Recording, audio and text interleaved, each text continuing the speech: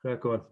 Excellent. So I am a slide ahead of myself here, but essentially, why on a day, I think like this, do we want to hear about pensions during a property event? Well, it's a good point and one worth looking and asking about, because this process, this pension structure, is about enhancing these key reasons for running your own business. And obviously all of us who are in business, which is I guess everyone on the call, is to have access to more capital for your business, to generate more profit, to generate more income, to manage tax if we can, and to create a plan that provides for the long-term succession and passing on wealth for our families, which is also very important. So to understand this in context, SSAS is an HMRC approved tax-free business tool. That is what it is in a few words. It is a pension structure. This is how to consider it. It stands for Small Self-Administered Scheme, and that really means it's a pension scheme for small-scale businesses who can take full control of their own pension scheme. That's really what the whole thing's all about. It is a tax-free environment, so any money you have within it and any money you put into it is tax allowable and thereafter tax-free, which is clearly very attractive. It is a way of protecting assets, so if you put cash inside a SSAS or indeed assets like commercial property or land, then it is immune from risk in your own trading business. It gives you full freedom and control of all of the investments inside your pension. So contrast that to anyone who has a pension currently. A SSAS gives you the control of all the money inside of it, which is, I dare say, at complete odds even with a SIP or a personal pension or an employer pension that you might have. So it's all about the control, and essentially creates a family trust and a succession plan, because you can have a number of people in the same structure. So SSAS is not new. It was created in 1979.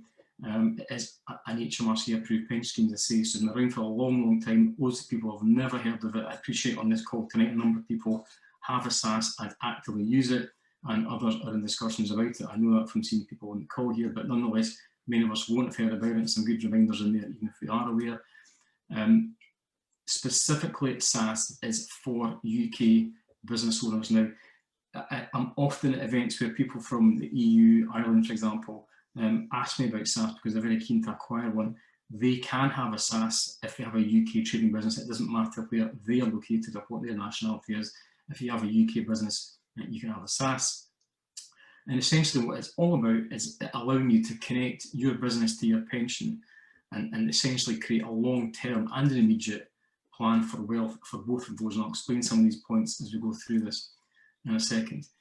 So unlike any pension that you might have had in the past, SSAS is an individual entity in its own right, owned by you and authorised individually by HMRC. So it's not a standard off-the-shelf product, it's a thing created specifically for you. And it gives you the flexibility to put more money into it than any other pension type that you might be familiar with in the past. It also gives you full control of all the money you put inside of it, and how and when and where it's invested. That's entirely up to you. Important to understand that SSAS is a trust structure, which means that the use and the ownership of the money and the value within it is separated. Trusts have been around for over 1,000 years. Hugely attractive way to hold and protect money. There's nothing new in that. And SSAS, just for those who may be familiar, is an occupational pension, not a personal pension. That basically means it's governed by different rules, different regulations, and is much, much more flexible than a personal pension, which is a retail process, a retail product that's regulated by the FCA. So the rules that you can abide by within SSAS are all determined by HMRC. HMRC approve each SSAS as I say individually. You need to abide by their rules. And it's a group structure for up to 11 people who all can be inside the same SSAS. And that's important because, again, some of us who are on the call here have a SSAS and have more than one person within it. And essentially what that means is that any value I have in existing pensions or that I create to put in my pension, I can collectively share that combined value with other people, typically family or business partners or relations, and invest in bigger structures by combining that money in one place in a much more efficient structure. So how do you set up and run a SSAS? Well, this is what I do. I represent a fit and proper range of SSAS providers. That's what I do day to day. And we bring the SSAS expertise and education such as this, and we help you create the SSAS and we provide the ongoing guidance to actually use it, which is obviously what we need. So that's fine, but what actually can you do as a business owner with a SSAS. So first off, Paul's business, as many others, needs capital. He doesn't think he has capital, or does he? He's not sure. So he discovers he's got some old pensions he's had for many, many years, kicking about. We've all got those, been in a drawer for Christ knows how long, don't know what to do, not interested, you're not engaged in it. So he has a look at it. He then creates a SSAS and places those old pensions into the SSAS, which is nice, and then discovers that the SSAS can actually loan up to half of its value to his own business. So in this context, he becomes the lender from his SSAS and the borrower to his business, which is quite an interesting proposition with a pension. So he's now got access to leveraging capital that he didn't have before, and he decides to use that loan to generate more profit inside of his business. Now, important to understand that no other UK pension allows you to leverage value from it before age 55. That's a massive point, because most people assume you have to have retired or taken benefits before you can use a pension to make value from it. In this context, you have put money from your pension into your business, which is one arrangement, and that is a separate structure between the pension and the business. And what the business then does with it is the business of the business. And the profit that's made there belongs to the business and not the pension, which means that you can use it yourself for whatever reason you want at any age that you may be, regardless of 55. Now, Paul in that process has made profit, he loves that new profit. However, he isn't so keen on keeping all the profit and paying 19% corporation tax. So he places the new profit that he's made from the money from the SSAS back into the SSAS, and guess what? How much tax does he pay?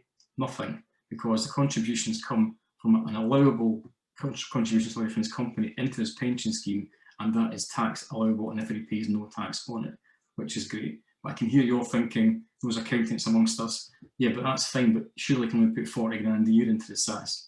Is that right or is that wrong? Clearly it's not going to be right, because the SSAS allows you to put up to £500,000 a year from your company, free of corporation tax each year. Now, that is a massive point and is hugely different from any other pension type you can even consider accessing in the UK. And for any business that's making more than 40 grand profit and up to £500,000 of profit, clearly wants to know about this, because the ability to save tax on some or all of that is naturally going to be very attractive to people in that position. It is, in my opinion, and most of my clients are happy to use that facility, clearly. So just as a quick reminder, how do I get money into my SSAS? Well, I can use old existing pensions. I can also contribute assets, which we want to talk about in a second, land and commercial property, and I can also put the business profits in that I just mentioned there just a second ago. So what else can I do with it? So I've used 50% already to my own business. That's been quite cool, because I'm using that to make money in the business, which is great. But what about other 50% that I haven't yet used and that sit there in the SSAS doing nothing? Well, if I want, amongst many, many other things, I can choose to lend that value to other business owners. I can become an angel or a bridger or whatever title you want to put to yourself to do that, and essentially empower other people to get value from your pension by you lending it to them. Now, why might that motivate me if I'm part of a group of like-minded people, like, for example, everyone on this call here? Because, as I say, it gives me the tools to enable other people to do a fantastic job with their project. But in addition, what it allows me to do is to lend money at a fixed rate to someone I know and trust, with a security around it against a tangible asset. I can actually go and see it and look at it if I want to, touch it if I want to, and know that I'm giving someone the means of creating a great project for them to make money, that my pension is making tax-free returns, probably double-digit, and that return, as I said, is secure. I use my SSAS for the process, and if that's all I do with my SSAS, is lend money at 12% with a security beside it on a fixed return on a fixed term basis. I can't get better than that unless I use the money in my own business myself, and I don't do that as much as I should. So this is a great tool to use inside your own SSAS. In addition to that, so if I don't choose to do that, I can choose to invest into any other HMRC approved investment. And that really means anything that isn't tangible, like you can't invest in fine wine, art, antiques, collectibles, classic cars, that sort of thing, because funnily enough, they can go missing, and HMRC don't like the fact that the asset that you bought with your pension might not exist anymore because you sold it to some guy overseas or whatever you might have done with it. Other things I can do, I can choose to, if I wish, commit existing assets that I own, such as commercial property or land, into a SSAS, that is a massively tax efficient process. I'm not going into great detail on that just now. There's a specific way to do that, and it isn't particularly obvious. But having assets that you own currently, say for example a cafe or a shop or a restaurant right now, clearly that's in trouble because of the trading risk it's currently experiencing. If that asset was held inside of a SSAS, regardless of the tax benefits you had of putting it in there, that is free of any risk within your business, because it's not in your business. You're simply operating from there, leasing it from your SSAS and using it within your own business, or indeed somebody else could be letting it from you. It doesn't have to be your own. The same thing goes for land as well as commercial property. By putting that asset in there, as it says here, because the SSAS is a trust, it means that any asset held within it is protected from any external legal or liquidation risk, which is obviously hugely attractive. And in that process, I save a massive pile of tax because the contribution I make is tax allowable, and then the asset exists therefore in a tax-free environment thereafter, which is brilliant. So in addition to that, what I might choose to do is buy commercial property or land, rather than just transfer existing assets that I have within it. Now, this is a process that many clients do go through. Not everyone, but it can be extremely rewarding, because buying commercial property is a great means of using the full value of your SSAS to invest into an asset that you can still control, you can still convert it, you can still refurbish it, you can repurpose it, whatever you want to do with it, or indeed the same with land, which you can do by acquiring it at a certain price, changing planning consent, and obviously looking for a huge gain on that. This is a process that many of my clients undertake because they get the value that can bring to them. In fact, Laurie and Alex will talk about themselves. They've got projects like this that they do much similar to that. So just to recap on that, the SSAS can buy land or commercial property in a tax-free environment, but in addition to that, the SSAS is also able to borrow up to 50% of its own net value to assist in that purchase. So just for clarity on that, if I had a SSAS for £200,000 of value, I can borrow 50% of that value to help me acquire an asset, therefore at £300,000. Again, in a tax-free structure, I will say that additional leverage allows me to acquire an asset with a higher yield on it, a higher rental income on it, and potentially a higher or a bigger unit to do more of it and to convert it to make more profit. So that's naturally very attractive to do it. So not to confuse it, the SSAS in previous examples is able to lend out to your own business, and this example is borrowing in from any lender that it chooses to fund a purchase of an asset like this inside of the SSAS.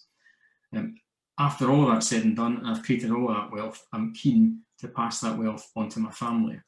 And bearing in mind, as I said before, SSAS is a group trust with up to 11 members, which means that the wealth cascades within that same structure in the event of death. No need for confirmation or probate, no need for paying inheritance tax. The value that is delivered from one member to another here, if that's what is chosen to be done, is free of all tax, including inheritance tax, which is obviously extremely attractive for those on the receiving end of that. So as a summary then of what SSAS might mean, so SSAS is obviously an opportunity for you to create your own and access all those benefits that I mentioned in a few previous 97 slides or something, John, I think it is.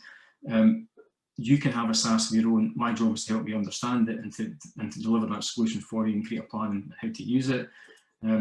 Or you can use it as a tool to attract investors. And this is interesting, this one, because if you are seeking external investors into your business, and say you're speaking to a wealthy person and they're going to lend you £200,000, £500,000, it doesn't matter the value of it, and they're lending it to you either personally or from their company, you might be charging, or sorry, they might be charging you 8 to 10% for that money. It depends on the deal, what's on offer and what the security is. However, if they aren't aware of this and you're telling them that they can actually do that through a SSAS, and so that would mean that rather than them lending the money and paying 40% tax on it, if they lend it to you from a SSAS, they will pay no tax on it, which therefore means that you could pay a lower interest rate and they actually get a higher net return, even on a lower rate. But in addition to that, you've given them information and tools about a process and structure they probably never heard about before, and it gives you huge kudos to suggest that to your investors, because it just makes you a better proposition for them than maybe some others that they're talking to. So SSAS isn't just for you, it's for you and your investors.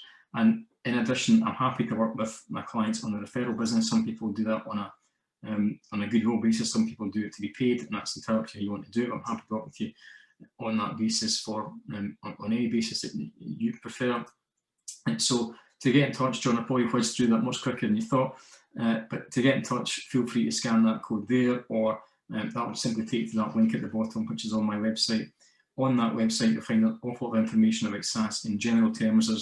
There's audios, there's interviews, there's videos, there's presentations, there's all sorts of written information about SaaS.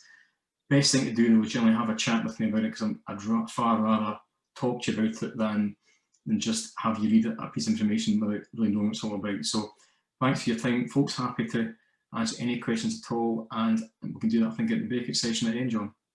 Yep,